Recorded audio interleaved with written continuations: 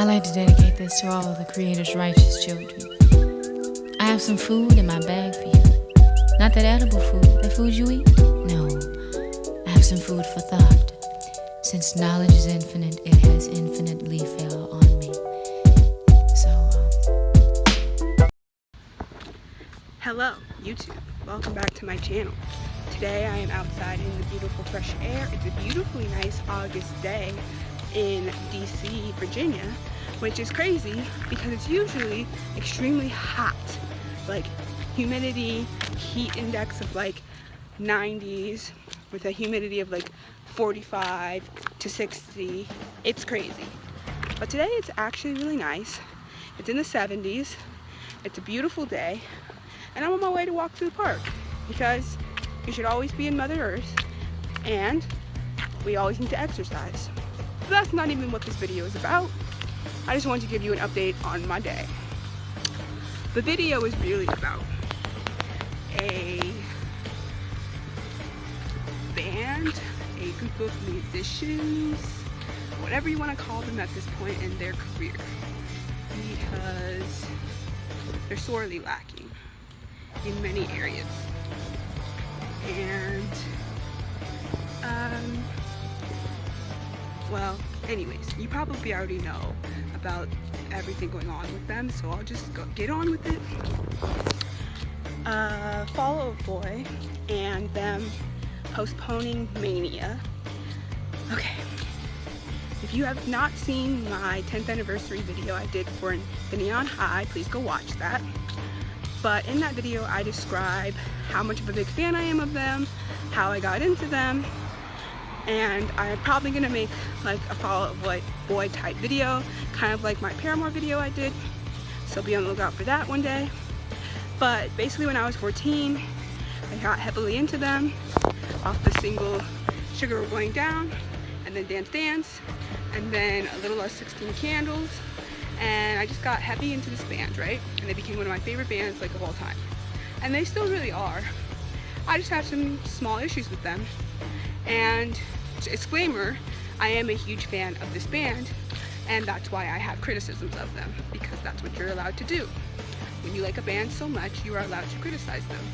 So I just want to throw this out there in this quick little video and say how I feel about this. So I've been watching like a bunch of videos online of people's opinions on what's going on with all of this, and basically they ring true with my sentiments on all of it.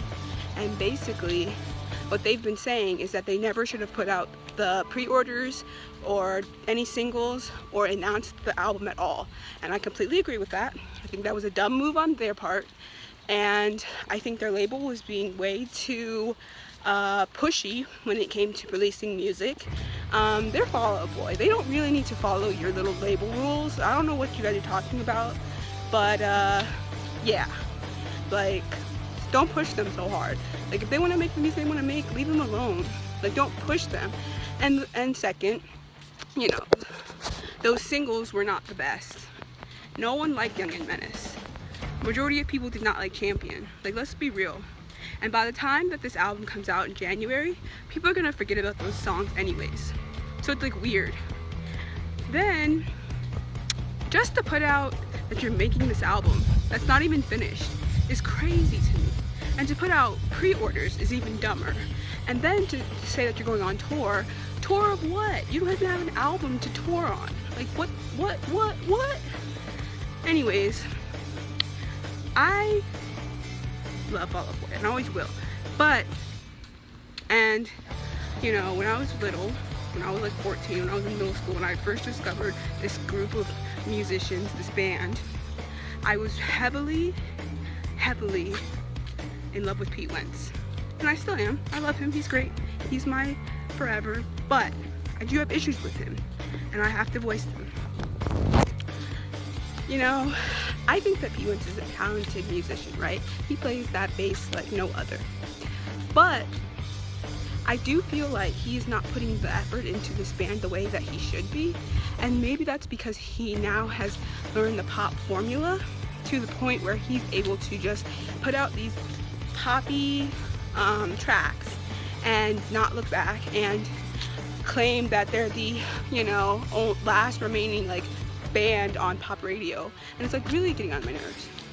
And I feel like this is mostly due to Pete Wentz, because I feel like Patrick and Joe and Andy all have this really amazing talent. And not to say that Pete Wentz doesn't, but they have this amazing talent and they're wasting it away in this band that's not going anywhere. And they're like putting out these tracks that are like not good, and they aren't living up to their potential. And it's sad, because like, if you listen to soul punk, you'd know Patrick has like the best voice ever, and he did all the instrumentation on that album, and like he produced it all by himself, and like did all this stuff, and it was like awesome. So like, why waste that potential doing like pop fluff? And then you have like Joe and Andy, who are like big into like hardcore and like metal and all of that, which is like a big deal to them. And like, why are they wasting away doing Fall Out Boy? And like, to me, sometimes I feel like they're in it just for like the check, because I mean, I'm sure Fall Out Boy gets nice checks, and you're not gonna get that big of a check in like the indie metal scene and stuff. So there's a thing. But at the same time, it's like, come on, use your musicians to their potential, you know? And it's like a lot of bands in that scene, like the pop punk, emo, like weird scene that came out back in like 2005, 2006, are all doing this. And it's like, you're flopping because no one wants to listen to you. Now, Paramore, on the other hand, they've gone full on pop. And I'm okay with it. Because to be honest, they did the right move by going pop. Because they were going to go pop eventually. It didn't matter. But the way that they went pop is the best part of it. Because they went pop in a really clever and unique way, by going like 80s pop, synth pop, you know, funky, but still using, you know, Taylor York and Zach Farrow to their capability, and not just making it the Hayley Williams show. And to me, that's how you're supposed to do it. Like, that's how you're supposed to make it happen.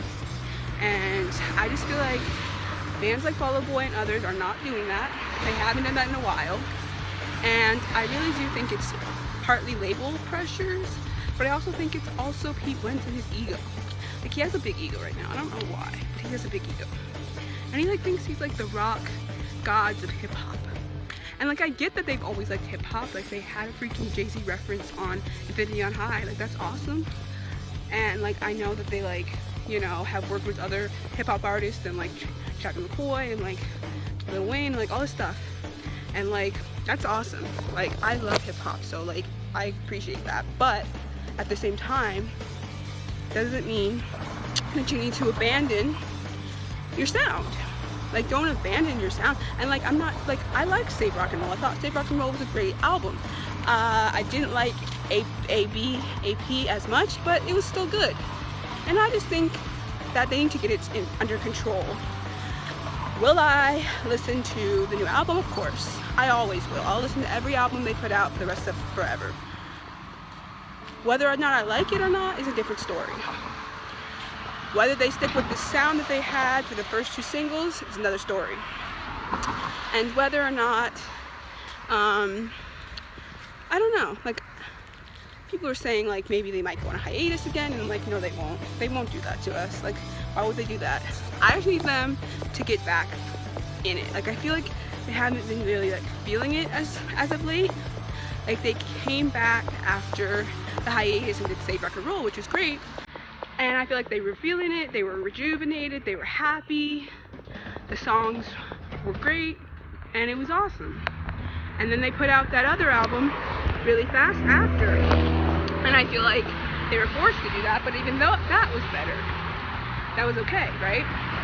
But then, you know, 3 years go by, no album, and it's like the label gets mad. Like, Fueled by Ramen gets mad, and they're like, put out some music. Even though they're not under Fueled by Ramen anymore, I don't know why I keep saying that, but they're like, put out some music. And they're like, you know, get it together. And then they do, and it sucks. And they have to go back to the drawing board. And it's just like, don't try to pander to the young ones. Do what you want to do, definitely. Don't listen to the fans. Do what you want to do, definitely. That's 100%. Fans should always do what they want to do because at the end of the day, it's their music. But at the same time, try to make it good. Don't just do it just to make money. Do it because you're passionate about it. And if you're not passionate about it anymore, then hang it up. I'm okay with that. Hang it up. If you're not down with it anymore, just hang it up. But don't kid yourself. Okay? Don't kid yourself. And I know all the little like teeny bopper Fall Out Boy fans are gonna get mad at me for saying that, but I mean, I feel bad because they didn't get to grow up during their like heyday, like I did, and so I feel like a little like, you know, I feel bad for them because they have to listen to this crap. But you know, you can always discover music. Like, there are so many musicians out there in my life that I have never gotten to actually experience during their heyday because by the time I was born, they were either dead or they would die shortly after I was born, and I wouldn't even get into their music till like way later. So like for me, you know, there's always you can discover their music, but I just want Fall Out Boy to be happy and to do things that make them feel good. So that's just my 2 cents. And I hope this is a good video, and